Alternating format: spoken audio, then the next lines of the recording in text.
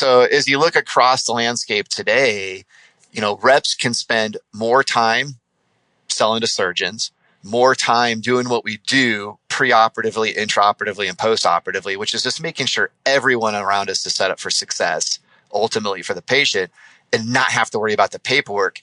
And in doing that, if we can move to the seamless experience, that we're working on, then as a rep too, you're not worried about like, am I making a living, right? Can I do what I want to do as an individual, grow a family, etc. Like that part's taken care of now because we've solved it for everyone.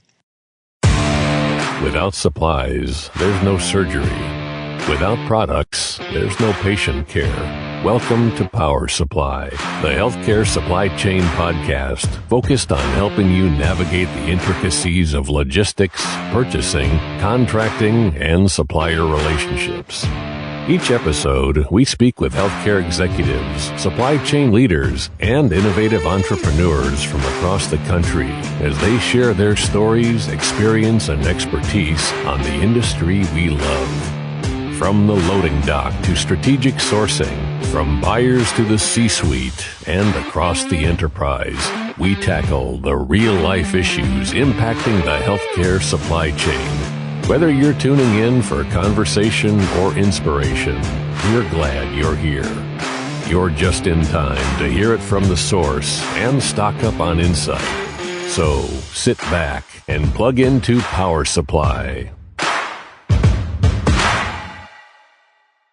On this episode of Power Supply, we speak with Grant Siders, CEO at HeliaCare. We're going to be talking about bill-only PO, but Grant's got kind of a unique approach to how to solve this. He sees the application of a marketplace that can really speed things up and help prevent some of the disjointedness in the data transfer, and things are so kind of out of order from the norm within healthcare and processing these kinds of POs, Hayes. It is, and you need to stick around and listen and to learn what he has to say and where we're going to go as an industry. So stick around and enjoy. All right, we'll be right back with Grant Siders. I'm Hayes Walder. This is Gary Skinner. And I'm Justin Poulin. From the studios of Healthcare HQ, you're listening to Power Supply.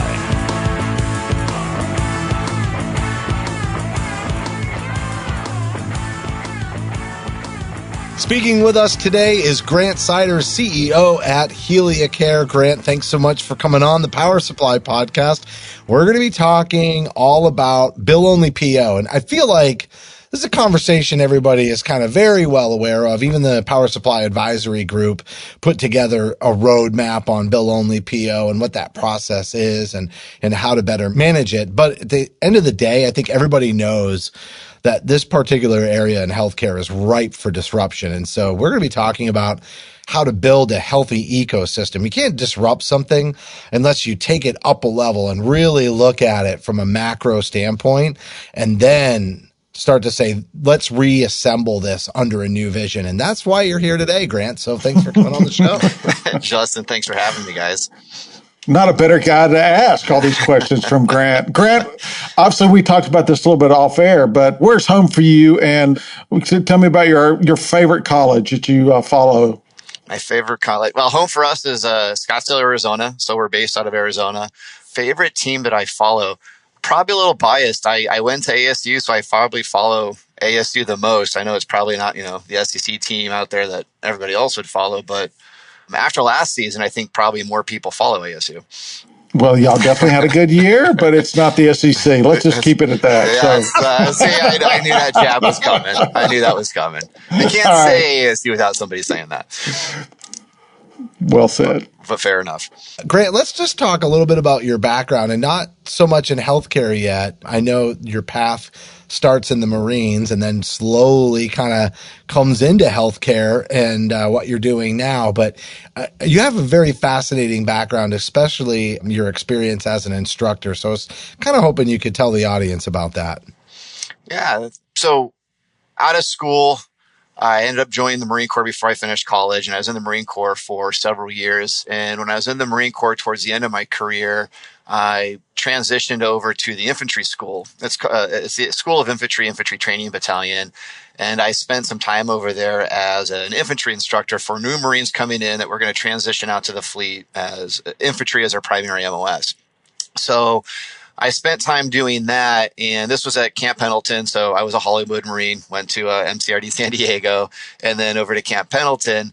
And after a couple courses, I had an opportunity to actually move from the Infantry Training Battalion over to another company called AIT, or Advanced Infantry Training Battalion. And I moved over to a school there that focused on hand-to-hand combat. And I was an instructor over there. And I actually finished my career in the early 2000s as an instructor there. Fantastic. I didn't know all that. Yeah. It was a really, really, really cool time. It was, I don't know if anybody out there follows, the Marine Corps martial arts, but it's a program that's evolved from when I went into boot camp in 97.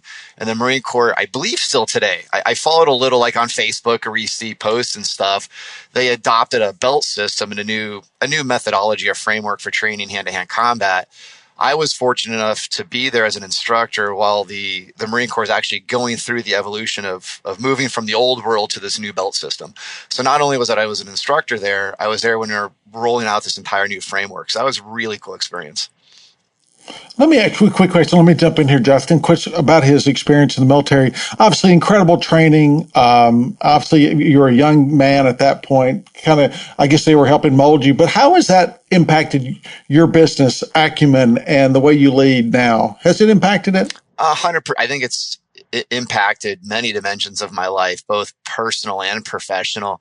I left college after a couple years to join the Marine Corps. I come from a pretty military background, and I think specifically I think the military in general impact many people. The Marine Corps impacted me because it's small unit leadership, and there's a heavy reliance on small teams to accomplish a lot in the Marine Corps. And that's something that you can carry through almost any aspect of your life. So while I don't act or conduct myself maybe the way I did as an infantry Marine, here in the office, much of the professional development, leadership, organization, level of preparedness that we demonstrate daily there, I bring to the business world.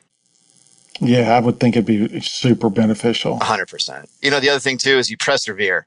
And I will touch on that. And I think that's been a key aspect. And I see it across many others that have transitioned out of the military and healthcare specifically. Healthcare can be a hard industry, to crack, and you have to have some high level of perseverance. And so we bring that from the military as well. Anytime you're trying to bring something to launch or you're early, perseverance is the name of the game. I'm sure you'll weave that into your conversation a little bit today. But, part of the reason that you are now trying to solve the bill-only PO problem, I guess I'll say, or challenge, is because you lived it, as a distributor. So, you leave the Marine Corps. Is that your first thing that you do after you get out of the services? And by the way, thank you for your service.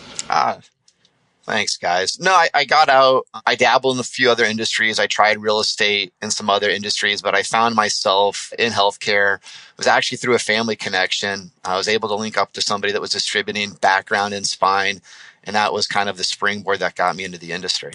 I have a background in that too. So I was with Biomet many, many years ago. So great way to learn the business. 100%, especially when you don't come from it.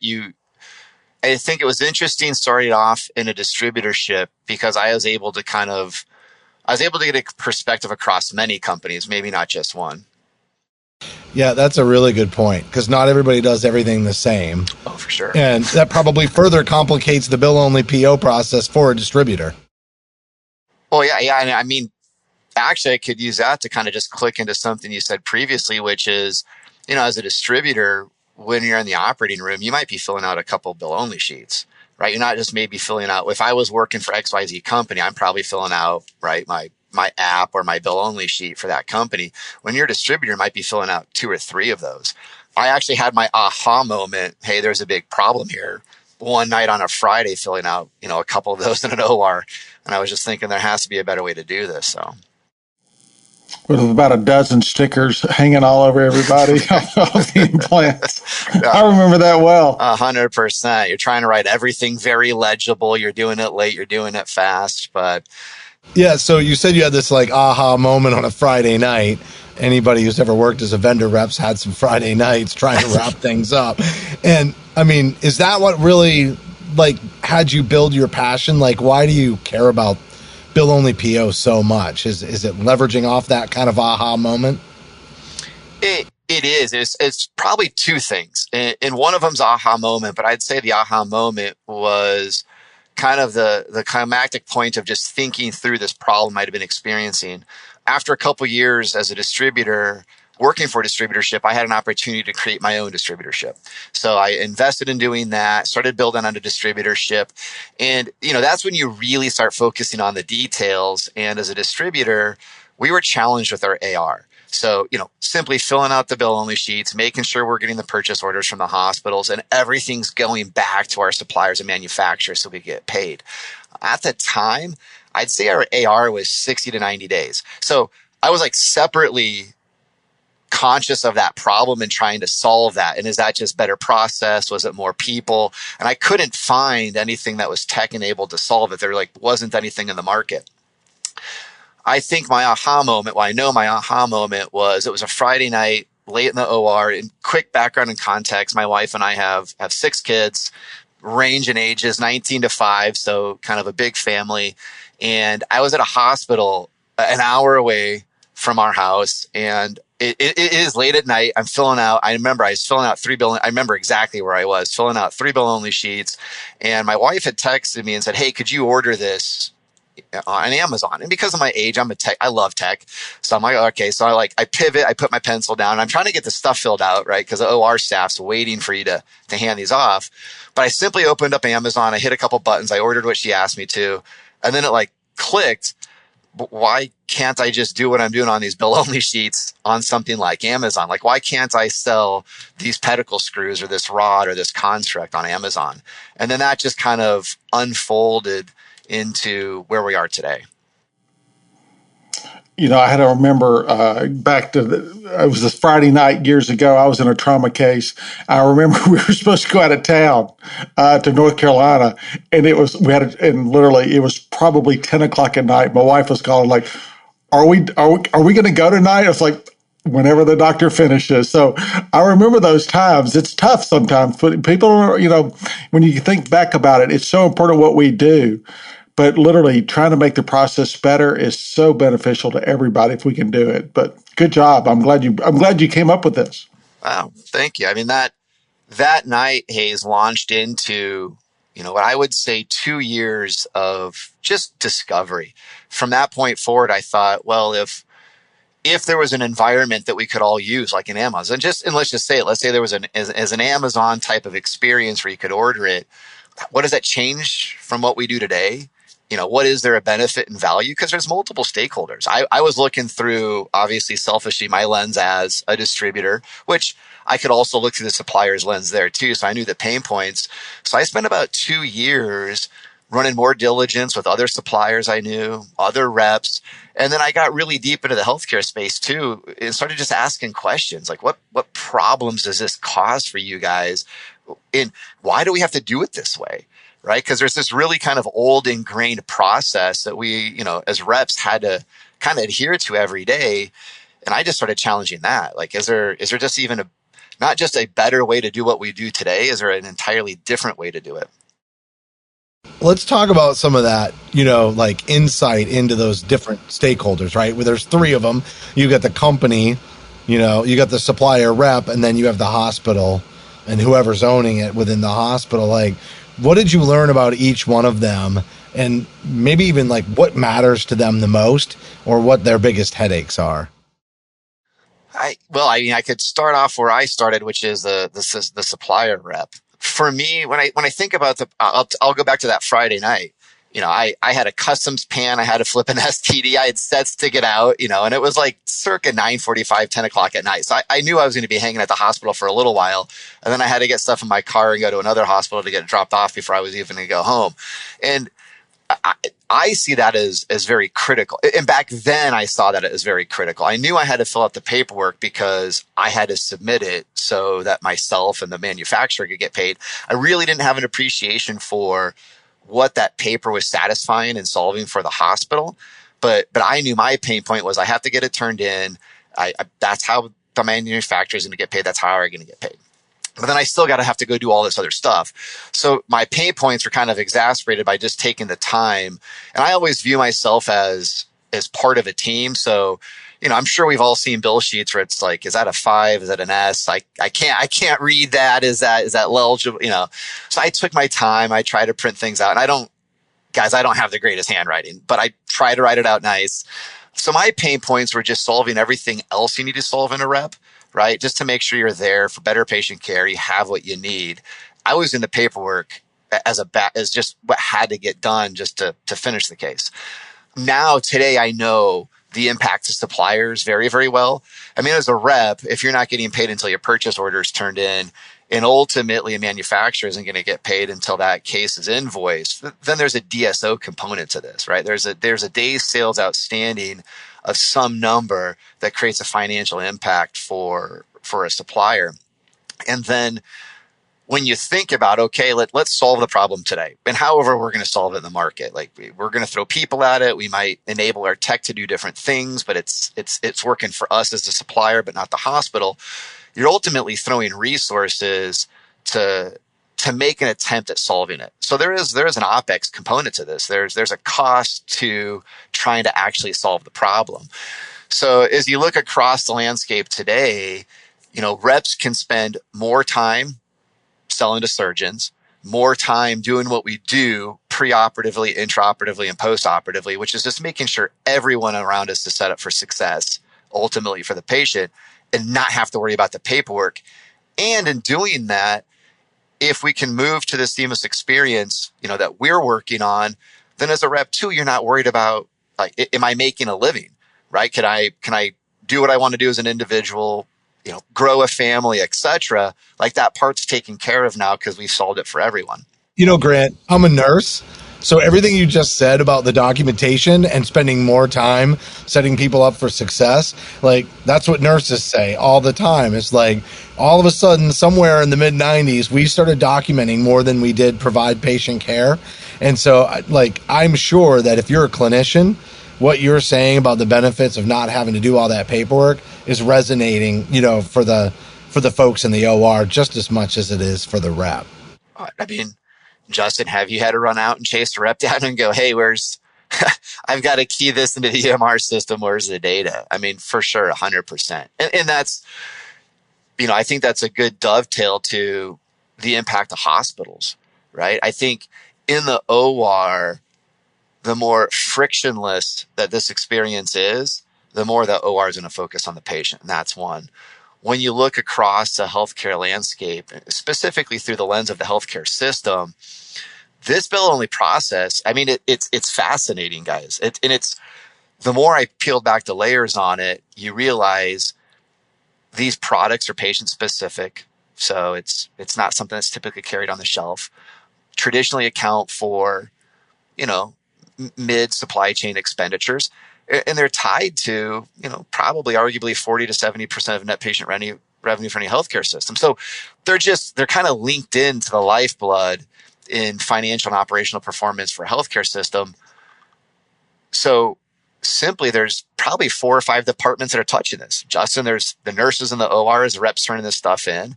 They're trying to key it in so it can go out to a patient bill. It's got to find its way to supply chain, that procurement to procure to pay pathway, so PO can get out to the supplier and the data can come back, and you've got people auditing it at multiple steps along the way. It's actually pretty high impact when you sit there and you kind of, I'll put it this way. The first time I sat back after 2 years of running Discovery, most of which was across a hospital landscape, I looked at like all my drawings, and it was like one of those detective maps where you have like pins and it's like yarn everywhere, and they're trying to figure out who the killer was. You're kind of trying to figure out, like, if I wanted to completely reinvent this, like, where do I start? Because there was yarn everywhere. That's a great visual. I know, that's a wonderful visual. That's probably the best way to describe bill-only PO. 100%. All right. So, Grant, you spent, obviously, we're not going to dig into, your product per se, but the industry, the problem you're solving, which is really massive. I get it. But like when you go to most hospitals, do most of them do this halfway well? Or is it still a green, blue ocean out there? There's still a lot of hospitals that really need a lot of help here. I still think it's a blue ocean haze. I'd say this, I started this journey in bill only as kind of a student of bill only in about 2015. That's when I had my aha moment. I kind of became a student of like, what is this? And again, I found it I found the concept of buying something after it goes into a patient like fascinating. Healthcare is probably one of the few industries where you're going to go use and consume something and then figure out how to buy it after the fact. Today, the market is really leaning in to bill only. And I think across the entire healthcare landscape, suppliers, healthcare systems, etc. I think it's ripe for change. I see more and more healthcare systems embracing it's a problem, it's an issue, how do we solve it? I think the how we solve it is where there's still a lot of blue ocean haze. And here's why. There's a couple schools of thought on how to solve it. Kind of keep doing the same, which is, can we solve it with people? I see automation. Automation is, it's a great term. It's this sexy industry term of, hey, we can automate it. But, automation sometimes just means moving things faster. You could put a rocket engine on a broken shopping cart. It's just going to go into a wall faster, guys.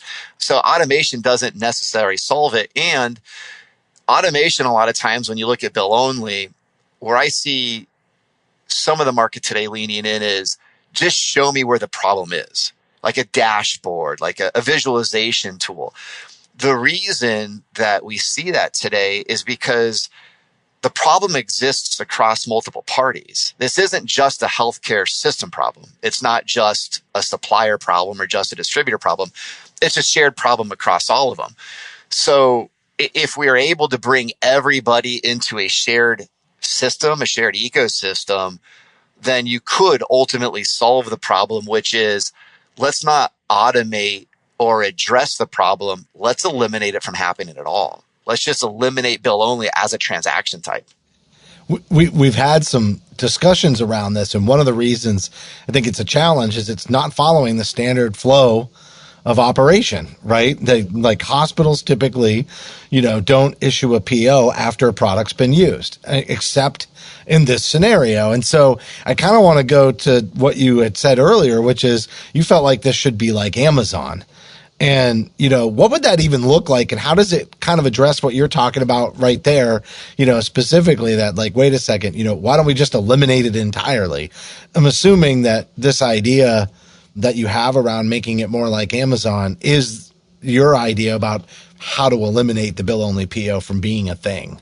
100%. I mean, the experience would be, open up Amazon and go buy anything, guys, right? But imagine that you're adding, a standalone A-lift, you're adding a hip, you're adding a knee. Like, can the UI UX be as simple as going in, selecting the products, hitting submit, and being done? And that case moves from basically what we know as case to purchase order to invoice in real time. That's the experience. To get to that experience, though, when you look at bill-only transactions, we believe and we feel that the reason the old process is still in place today is because the transactions, what they really lack is they lack trust among all parties. And that trust is due to the nuances in bill-only transactions, right? It's due to the nuances around how products are priced, right? Are they line item? Are they capitated? Are they construct, right? Are they bundle? Could a procedure change the price? Are there unique contracting languages that change it? These nuances, which are there for the betterment of healthcare, are really challenging to operationalize. And if you can't operationalize them, then you might not have a trusted transaction at the point of use, which is in the OR for us. So you use people and process to build that trust today. So we said, well, how do we build an environment where we can bake that trust into the environment? So at the point of use, every order that's placed by a rep is trusted. Yeah, that makes so much sense. But at the same time, to build the trust, you've got to get people to buy into the marketplace concept and have trust in that to even begin with, right? 100%. So like, why are people so resistant to that? I think the term marketplace in healthcare tends to be somewhat polarizing. And I can see it and appreciate it, especially on, if I had to look through the lens of the supplier and you look at evolving healthcare, obviously data integrity, data privacy, and compliance are huge issues. So sometimes when you think about marketplaces, you could think about, well, what's the exposure to data? Is there an adverse issue that could bubble up due to exposure of data? So we looked and said, hey, we need an environment. If this was going to be solved like in Amazon, well, the shopping experience today, you actually shop on Amazon, but that's not how healthcare works. The products are kind of shopped through with the rep, right? I'm working with the providers that I have a relationship with. Myself, the company I represent, or the companies I represent, we're working with those surgeons to bring the best in class products to them in their practice. That's the shopping experience. So that lives in its own environment outside of the bill only transaction. But once you get into that transaction, if you have the right guardrails in place, so you could build that trusted transaction between that supplier and that specific hospital or healthcare system, then with those appropriate guardrails, you could build this transaction. I think today, guys, the challenge has been getting that type of environment stood up, demonstrating to that market or the market that environment exists and that it works, and the level of privacy and protection and security exists around it. You're kind of talking about like the pieces of the puzzle that have to come into place, but not necessarily stating it directly. But let's go just that layer deeper. Like, do the suppliers have to give up information? I get the privacy and data piece, but is there a way for them to provide that information in a safe and secure way that they can protect, maybe like some of the contracts are private, right? So there's a level of transparency around pricing and contracts, either with GPOs or otherwise. Are those kind of the areas that are making it difficult, and that's where we need to like build sort of like, hey, there are guardrails on the data, not just guardrails on what products are used, but guardrails on the data and like what needs to happen there. And is it just simply the supplier that's tough to move in this, or is the hospital also difficult to move for the same reasons around data and privacy? As a CEO, founder, and salesperson, difficult to move. Yes, underscore 100%. When I look through their lens, when I look through the supplier's lens, and I look through the healthcare system's lens, I don't know if I'd frame it as difficult to move, but just being, cautious and responsible about what is being exposed. 100% through the healthcare system's lens, there's obviously elements in a bill-only transaction that they may not want exposed from a data standpoint.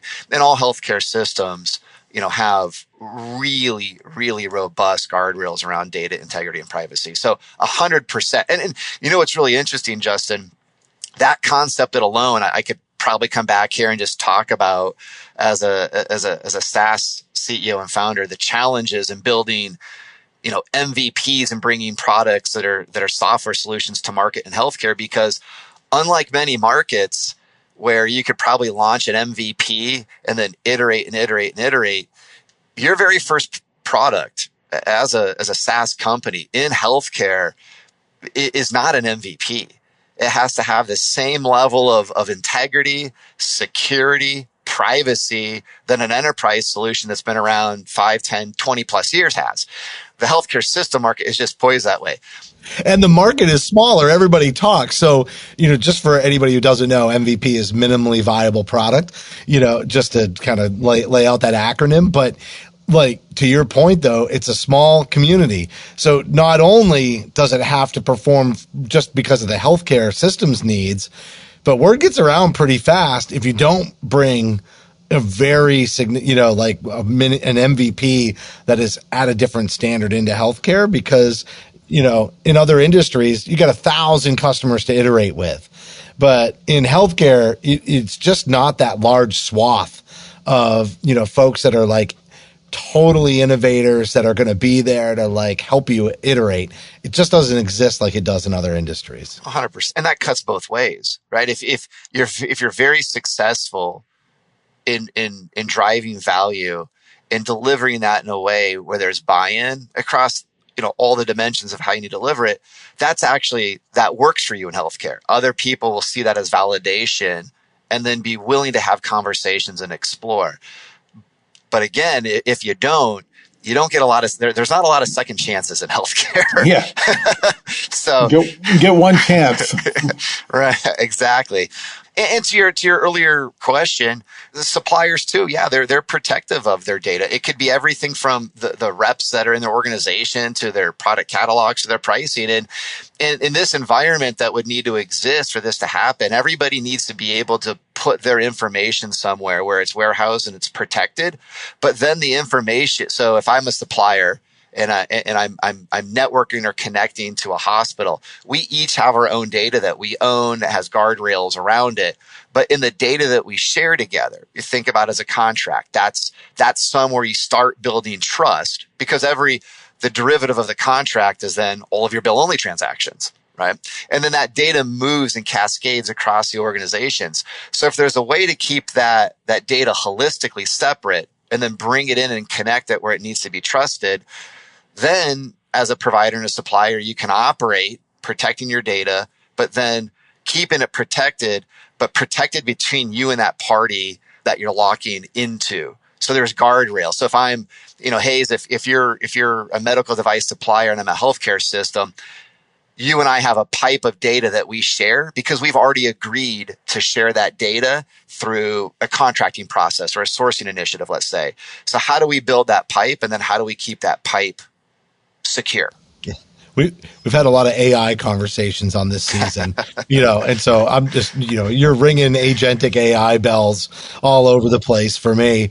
But I want to stay on the marketplace in the discussion versus, having another AI discussion around how that pipe gets built, with what we have emerging in tools for us today, and really be like, this marketplace doesn't just solve bill only PO. Like this is a more broader, like once you have that foundation, right? The applications of leveraging a marketplace is much greater than just solving this problem, right? Correct. Marketplace, network, platform. If you can demonstrate that you can build a trusted transaction, and that trusted transaction can be delivered in a frictionless, easy to use way, then bill only can move from bill only to, look, I'm going to geek out here, guys, because I find it like hyper interesting. But bill only was just, it's a large beachhead to hit, but you've got these other concepts of bill and replace. If I could share personally, my background was a medical device. I started to become a student to bill only. We wanted to get out and tackle it.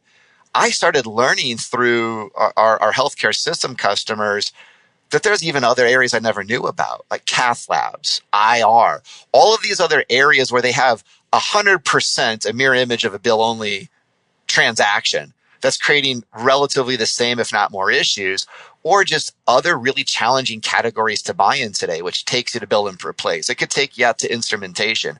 So correct, if you could build a shared platform or network or a marketplace where that core competency was a fast, frictionless, but trusted transaction, you can change a lot there, Justin. 100%. I think there's this whole thing around the guardrails piece that I think was very daunting for healthcare systems, is like, just in general from a sourcing perspective, right? And I kind of want to tie some prior conversations that we never got into the weeds on with some of the other guests this season, but I'm interested to hear your take. I just feel like in a lot of cases, the healthcare systems aren't necessarily ready, to build that IT governance structure around the exchange of data. And it's really slowing down the sourcing process, right? And you're probably seeing it. It's like you have people that are like, yeah, let's roll with this. I love the marketplace concept. It's different than anything else I've seen. But then all of a sudden you start funneling into the IT sourcing aspects of it, and you're dealing with that governance structure and those guardrails. And all of a sudden, the contracting process really starts to slow down. Is there anything that you see moving in the industry today that can help sort of speed that up again for hospitals? Because I feel like they might. I mean, we've known that department is very under-resourced, but Hayes just died because he's like, is there a question in here? Come on now, Justin. Yeah. We're at 4.5 minutes, and there was a question, I think, in here. But I just feel like it's really slowed down a lot. And I feel like they need to adopt technology to survive. So, like, have you seen any creative ways of kind of solving for that to help accelerate technology adoption? Yeah, let me ask, Justin, because I look at that through two lenses: technology adoption through, where I started this industry, new devices, patient-specific technology. Now I also look at it as just technology in general how are healthcare systems buying new technology, kind of like what we're building. I think if you're asking me, hey, are there technologies out there or systems that could be put in place that help sourcing teams bring in new devices, new technologies for the betterment of healthcare and the patient? I think so, 100%. So I would go back to this: let's build a trusted transaction. And Justin, you can poke me in the eye through this in conversation, because you're making it really hard for me not to go, well, hey, let me just not only wear my Helia shirt, but pull up the mug and talk about it on here. But what you're talking about is at the core of what we set out to build as well. If there's trust in what you're building, and today what you're building is that trust, you think about, like, hey, let's say you and I'm a supplier healthcare system. Traditionally, we're going to go through a sourcing initiative, and that sourcing initiative, we begin exchanging data, like an RFP, et cetera. As you think through that process, that's a really time-intensive process, right? If we're establishing a new RFP, a new contract, and we're bringing new technologies to market, or we have an existing contract in place and we have a new product coming out, it's 5,000 items, how do we actually get that into the healthcare system? Now, I'm not proficient in how we totally get it into the healthcare system. There's a lot of technologies out that have done a great job of bringing new technologies in, putting them through value analysis, et cetera, et cetera. And I will be the person on the call that says I'm dumb when it comes to that. But what I have found interesting is we've actually today have had many healthcare systems that go, hey, like, we just did a new sourcing initiative, or we're set out to do a new one, or we've got an updated contract with 5,000 line items, but the time it takes from when they go through that approval process to actually get that data, so, you, Hayes, if you were a rep, you could go in and actually start using it, can be delayed, because that data has to satisfy, potentially charge codes for the hospital. They have to get loaded into MMIS systems or, item masters, et cetera. So I believe, we play in the SIP-based some. How we build that pipe starts actually with a module over our network that actually can digitize contracts, and not just the actual items and timeout procedures, but actual language in a contract. That process can speed up teams to look and understand what that data is for faster decision making. And again, guys, I don't want to say we're solving another issue. We're not using that to demonstrate the value like through a VAC committee. But once you have that data, how can you get it in so it can be more quickly and readily used? I think there's a lot of opportunity for it. Yeah, I couldn't agree more. Like right now, to look at the KPIs in a contract, somebody's got to manually extract that and figure out how to measure against it in all walks of life. And if you're solving that integrated into your tool, that's transformative from what most technologies, are doing today. And you're obviously leveraging some AI to do that. So kudos on that, Grant. We got to move faster is my general sense of that. And I think there's a lot of different ways to enable health systems to be able to do that. 100%. All right, great job. Anything you'd add before we wrap up? Yeah, anything I'd add, Justin, I have a feeling that we just wouldn't stop. Because we could have taken 3 of these different topics into completely different tangents and gone down rabbit holes. But I've loved the experience, you guys. This has been awesome. Thank you. Yeah, thanks for coming on, Grant. Great job. Great job. Wonderful job. Thank you for joining us. Thank you, guys.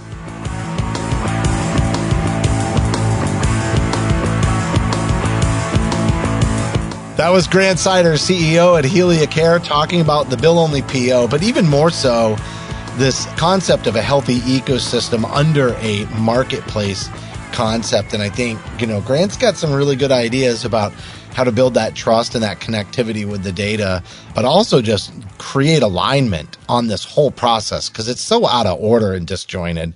And it's a point of contention between suppliers and healthcare providers. Has been for decades. But now we do have the technology and the capabilities to doing it. And I think he actually, opened our eyes to how that can be done. And so he's really, really good at this. So I enjoyed it a lot. Yeah, great job. Good background too. And again, thanks for your service, Grant, in the Marine Corps. And on behalf of Hayes and Gary, didn't make it today, and myself, thanks for listening to this episode of Power Supply.